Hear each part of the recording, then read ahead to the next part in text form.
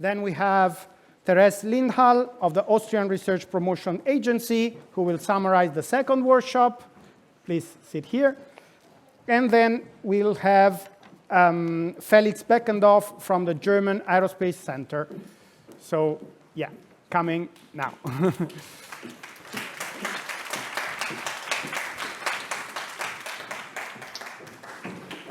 Okay, welcome. Thanks a lot for being here. So I would start with Christine of the Estonian Research Council. The session was called the Intersectorial Dimension of MSCA.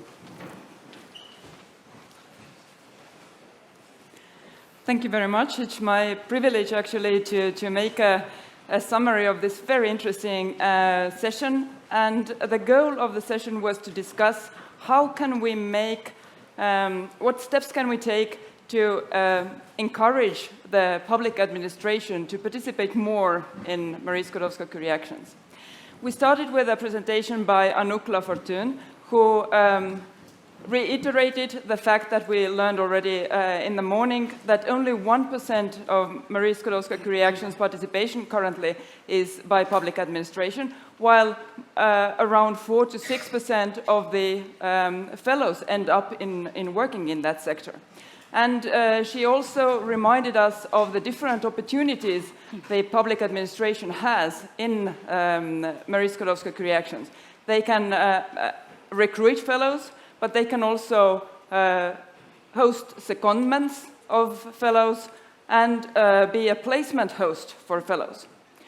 We continued with Jesus Rojo from Spain, who showcased the analysis made in the MSCA NET project with a goal to analyze the needs of the non-academic sector. First of all, to know the needs, we need to know what the sector is. And Jesus explained how it is difficult to reach a comprehensive definition of the public administration, and that behind that two words, public administration, we actually have a universe of different entities.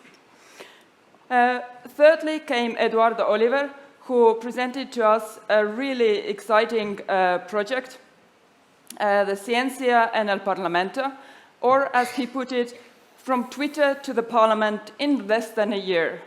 So this was really a wonderful showcase how bottom-up initiatives can bear fruit in this field of research and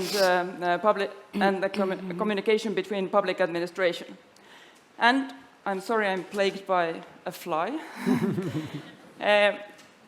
And he also explained how the activity carried on to a JRC-funded Science Meets Regions initiative that really, these two initiatives help to break barriers between the two worlds. But what is the lesson learned from these two initiatives is that we really need specific people, professionals, to work on the borderline between research and public administration to better translate these languages to one another. And our last presentation was made by Anna Berti Suman from Italy, who described her JRC-hosted Marie Skłodowska Curie project. And she introduced us to the exciting concept of civic environmental monitoring and explained how visiting researchers program of JRC helped to open doors for her and get to know her host, and led to a very exciting project in JRC that has also continued beyond the end of the duration of the project itself. And this project has created a network that has expanded and is living beyond the project duration. And the goal of this project was to innovate how environmental information is used in law enforcement.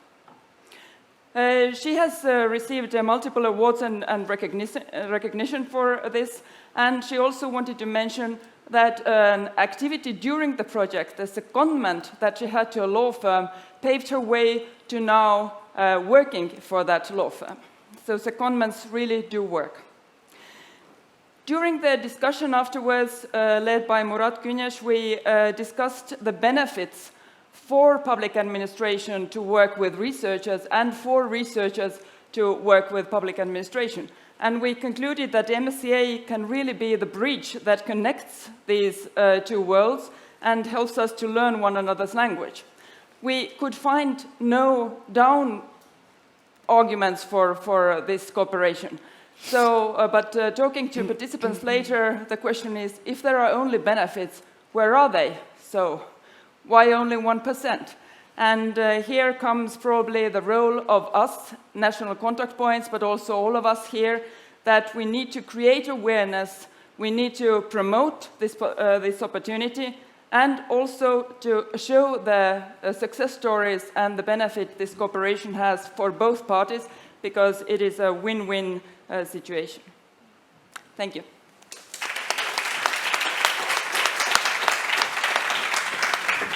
Thanks a lot, Christine. There will be time later for some questions from the floor, but I had one myself.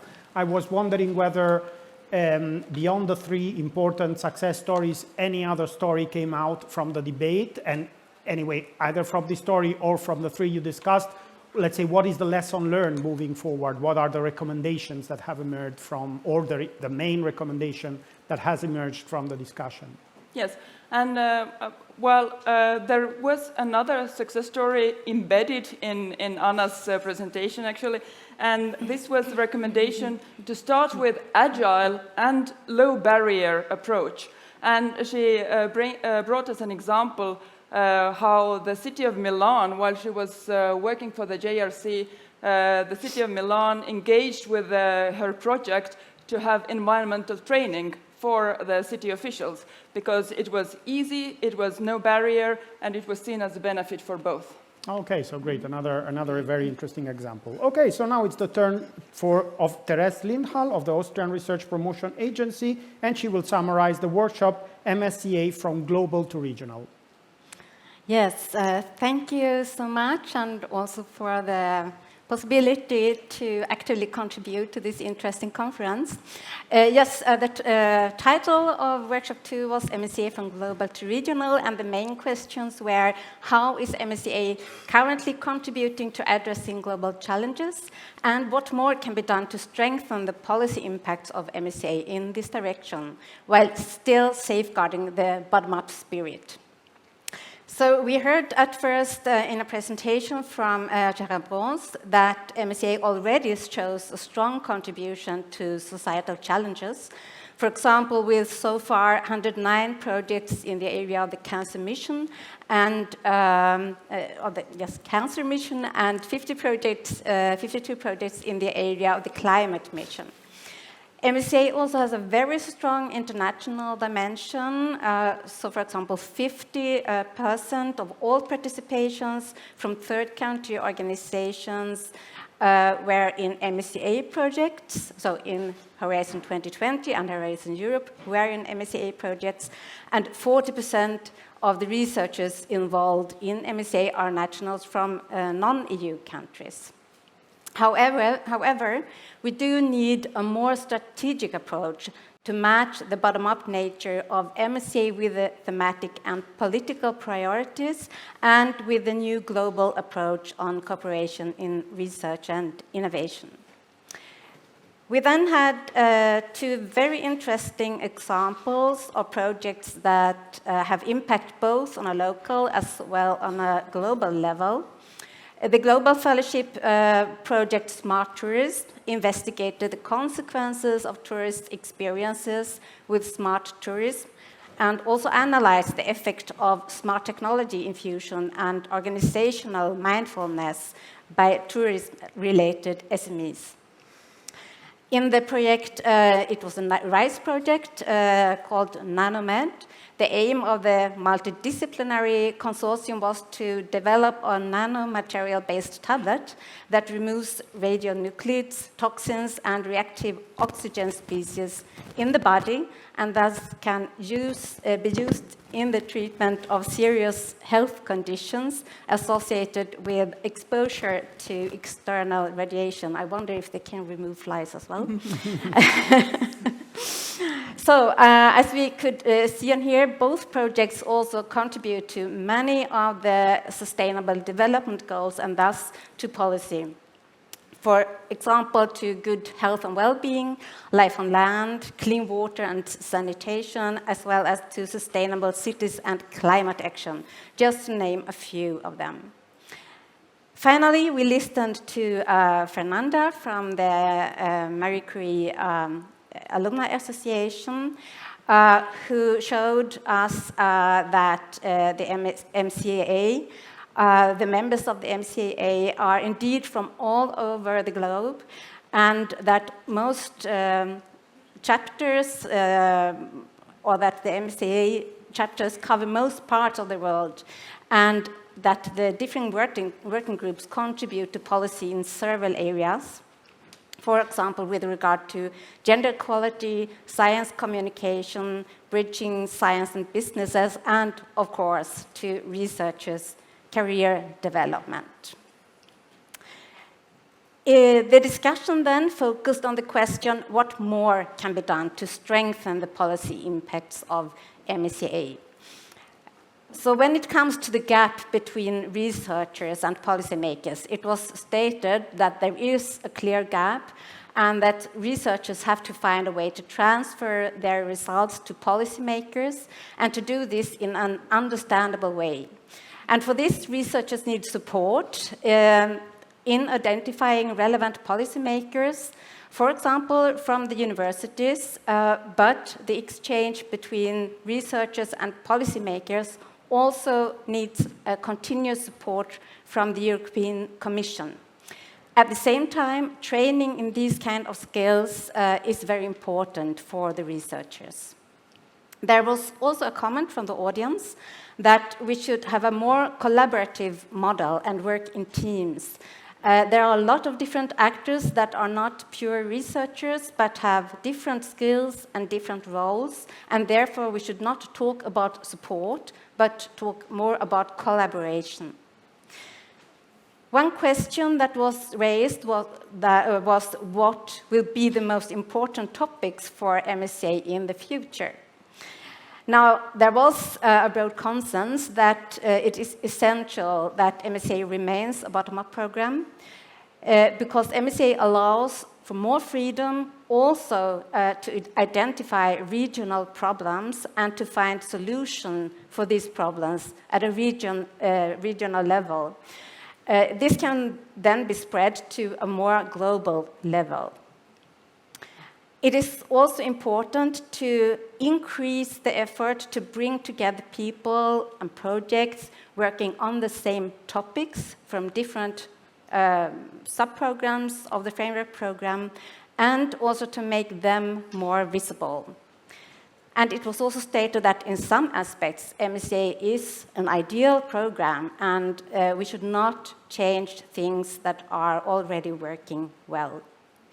Then towards the end of the discussion, we had a very practicable example that was brought up of a scheme in the US where university professors spent 1 year in the public administration and could then return to academia. So that was some highlights from our discussion, and I would conclude that. Thanks.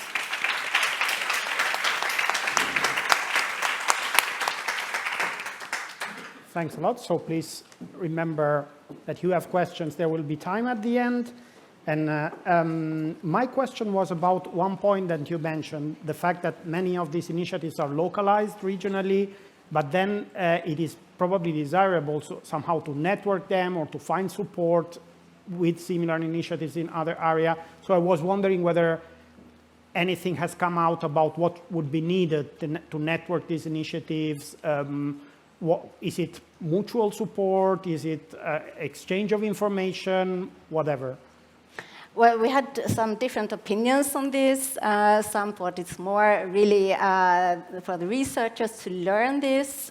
They are used to plan projects, carry out projects, but not so much to then spread these outcomes to the right people and stakeholders.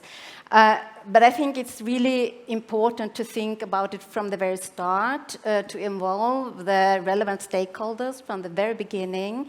Who are they and who could be interested in the outcomes? And also to think about how to involve them at a very early point.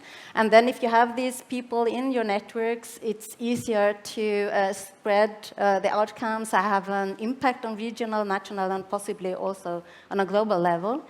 And I think we also had a very good example of this in this IF project, Smart Tourism, from Estrella Diaz. So she told us that based on the knowledge that she gained within the project, she could then support and give advice to different stakeholders, like within the project, the European project, Smart Tourist Destinations. She was also involved in the development of public policies, and she was coaching activities related to smart tourism in a specific region in Spain. Okay, great. Thanks a lot. Okay, so I think the fly is really catching our attention. And at one point, she really wants to say something, so at one point I will ask the fly to talk, but not now, because now it's the turn of Felix Beckendorf of the German Aerospace Center, who will talk about the third workshop, MSCA and inclusiveness. Yeah, thank you very, very much. And first of all, before you can hear my short report, thanks a lot to the Spanish presidency for organizing this conference. It is highly appreciated. Thanks a lot to the European Commission, of course, for co-financing it and for giving us the opportunity to meet each year. It's wonderful this year. It has been wonderful during the last years, and it is a great opportunity to exchange views. And yeah, Christina and Xavi, Christina is sitting there, and Xavi and all the technical staff and the team. I organized the conference in 2020, and I know how tough it is, and Therese, she knows it, and you're doing a great job, and I think everybody is enjoying this conference.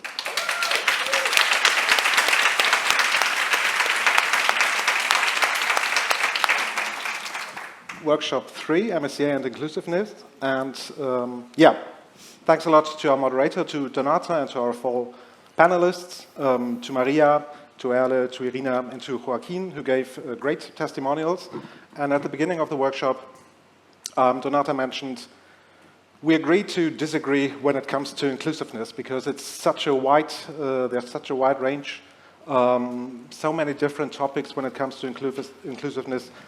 That is why I had a look at the Cambridge Dictionary after the workshop. And the Cambridge Dictionary says, and here I quote, "The quality of including many different types of people and treating them all fairly and equally." I think we can all agree on that, but I didn't know, it's still very broad. And then at the end of the workshop, we had a word cloud about take-home messages. And we had personal support. We had supporting diversity. We had mental health, awareness, possibilities, network, practical help, fairness, and inclusion is knowledge. So you can see we've got a wide range of topics when it comes to inclusiveness. And it's not easy to find straight answers in this regard, I guess. As a central message from the workshop, yeah, what are the MSCA about overall? I think they're about attracting talent, and we cannot afford to lose talent due to missing inclusiveness.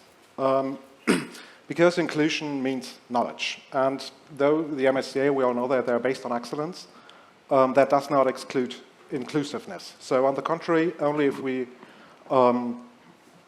are inclusive, we can achieve excellence. That was a key message, I guess, and we have to have different perspectives and different views, and we cannot risk to lose talent because we are not aware of things. Now my short recapitulation of the workshop, and let me refer to 3 words of the word cloud. The first one was awareness, and we agreed on the workshop that there's still a lack of information when it comes to inclusion when you move into a new institution. So there's lack of information from the administration, maybe from the supervisors, maybe from the national contact points, or people are not aware of the national contact points, people are not aware of the MCAA and their different chapters.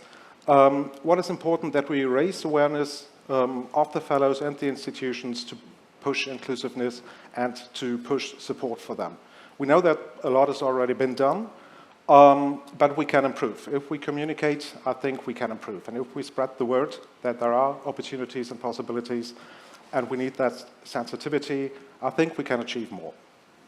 The second word from the word cloud is practical help. And practical help is definitely needed when it comes to integration or to inclusion.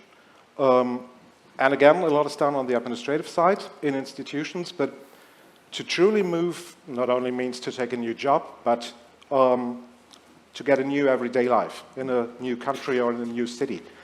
And we had a nice example from Spain, from a government project where they've got a mentoring and ambassador system, not only to integrate the researchers into the institutions, but into the different cities. And they organize events and parties and sports and stuff like that, that the people are truly welcomed in the city and that they get to know each other and get to know the opportunities in everyday life. And this could work as a good role model.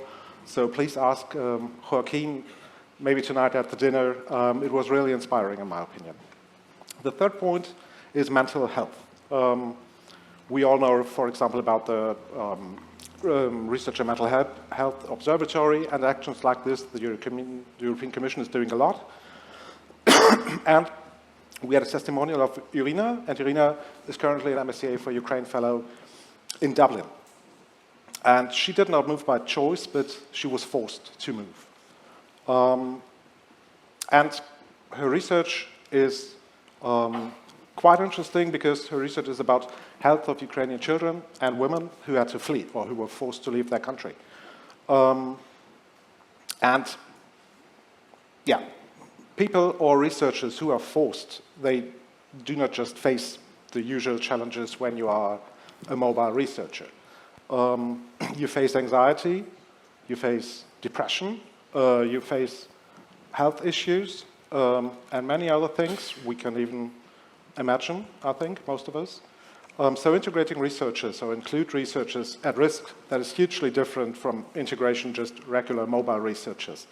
And we have to keep that in mind when it comes to inclusiveness. So researchers at risk was a big topic during the workshop for a reason, but we have to be very sensitive and we have to think about everything we do when it comes to integration, because integrating researchers who were forced to leave their country without any preparation for the stay abroad, that's a huge task. Last but not least, we can all agree that the MSCA are already doing a lot. So we've got CSAs like Inspire Europe, we have MSCA for Ukraine, we have other actions on the way that will come with a new work program on 2024 already. Within the MSCA, we've got, for example, the Special Needs Allowance, and we do a lot to support inclusiveness and inclusion, and the MSCA, they act, and they always have acted rather swiftly. But what is important, and what I took home from Maria, they need your voices and your experience. That is really, really important to get your stories when it comes to inclusion and to inclusiveness. So please make use of the possibility to speak to the colleagues from the unit tonight, because they really appreciate your input. Yeah, and that's it from my side. Thank you.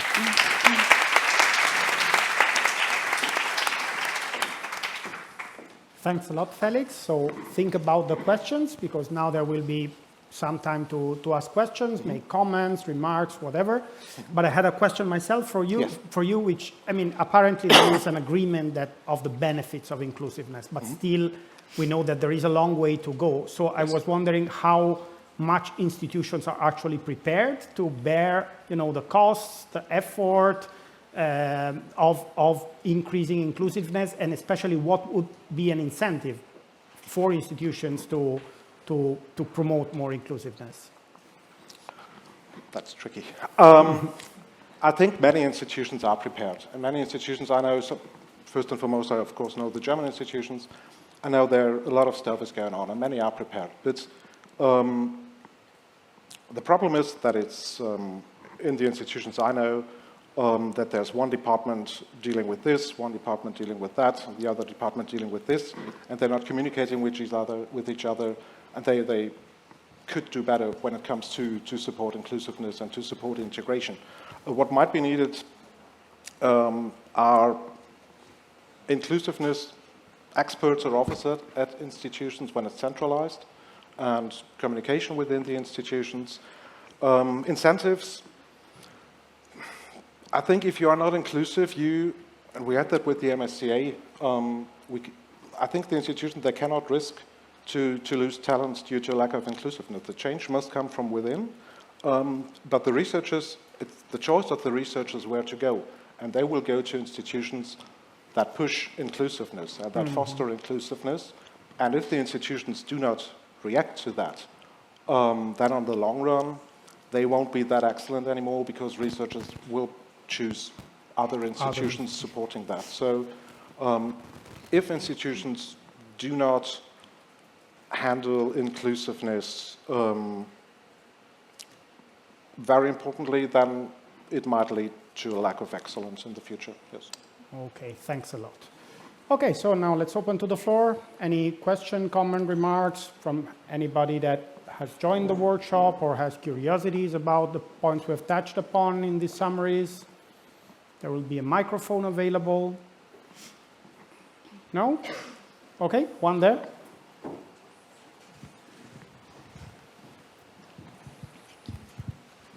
You can raise your hands if you want. Thank you very much for the 3 workshops. I attended the first one, and it was brilliant. And my comment or question is actually about the third one that you were commenting now about the inclusiveness. I don't know, I find it really interesting, and I don't know if I'm wrong, but somehow it seems that it's like different to the other 2, because in the other 2 ones, we have been talking like about how your science results and like your data, everything that you are generating with those results can be translated to the policymakers and how you can influence each others. But this one is like somehow different, no? It's not like the results or like the data that you are generating, but it's more like the needs and the problems that you are facing. So my question, or how then can we handle this? How can you influence the policymakers? It's only the organization that's responsible for that, or? Thank you. So whether incentives go beyond the organizational level but include, okay. Anybody? I mean, we talked about science for policy as well, and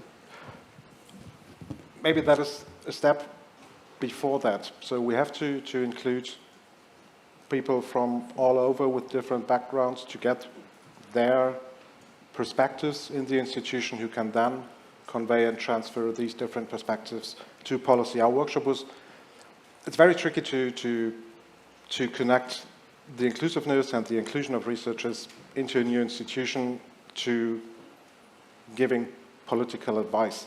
I think that this will come as a next step if the institutions are open enough to really include all the people from different backgrounds. It is definitely, and the policy can definitely profit from that, because if we take inclusiveness seriously, policy will get perspectives they're not aware of at the moment. But we hadn't take home messages.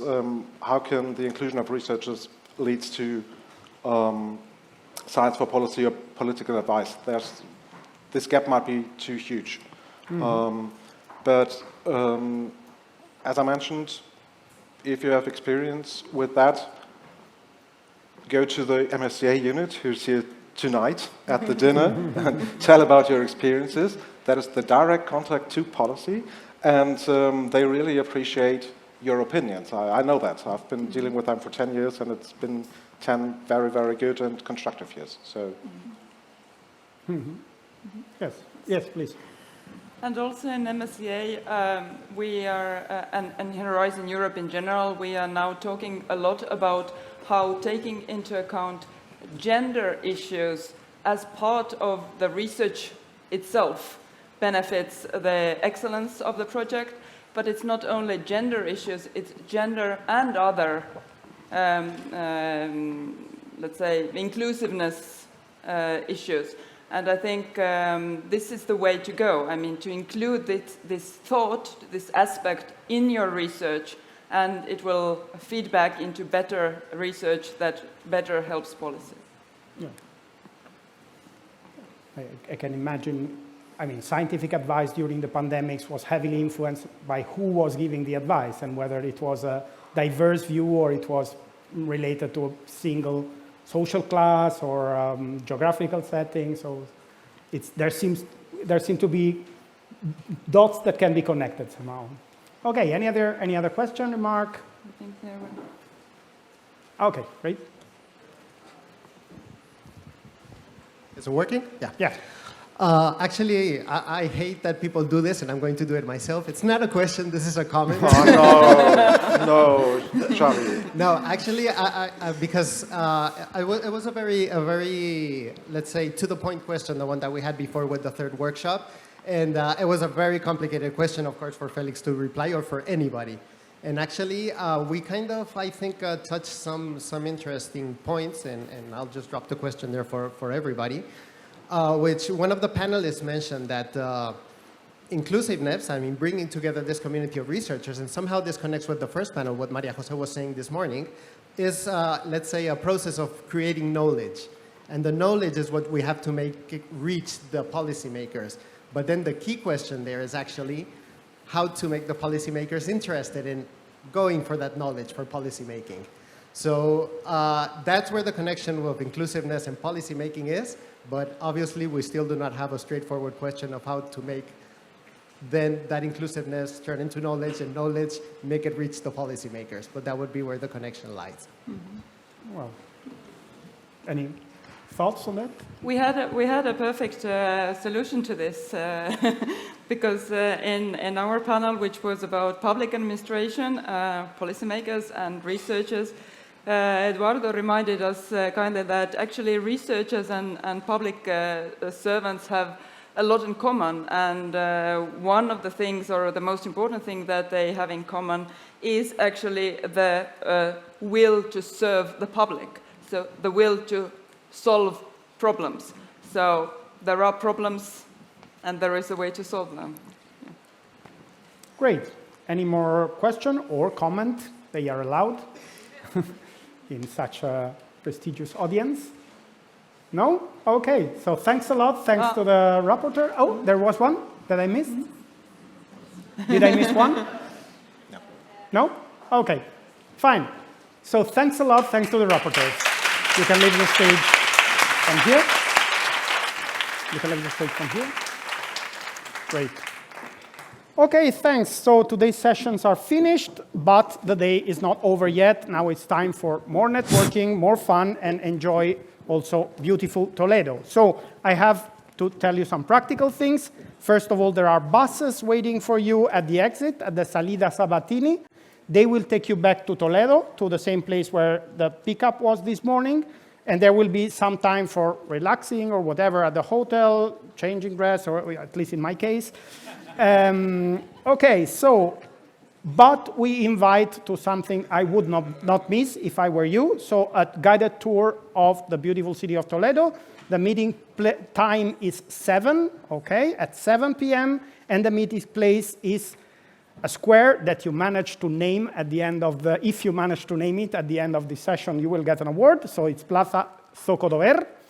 The exact location is indicated on the website of the conference, but anyways, 2-3 minutes away from the hotels, okay? So very, very easy.